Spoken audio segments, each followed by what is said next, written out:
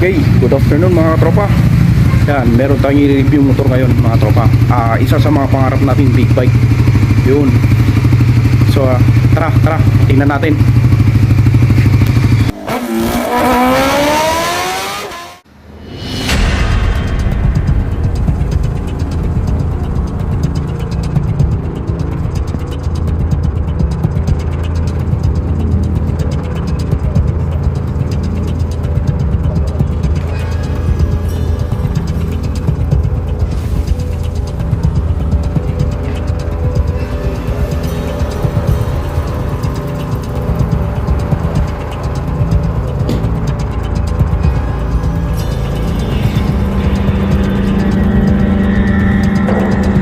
Yamaha MT-09 2022, touted as the dark side of Japan.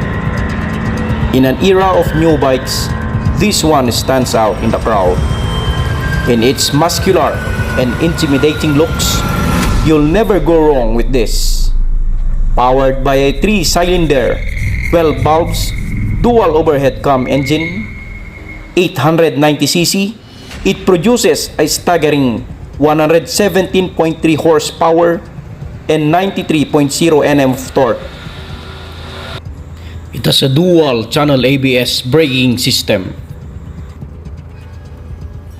It is also equipped with quick shifter and slipper clutch.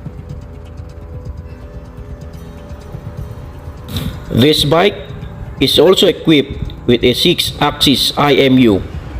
It is actually two things together: a 3-axis accelerometer and a 3-axis gyroscope. This measure what is known as a 6 degrees of freedom: the roll, pitch, yaw, thrust, and heave, including sway.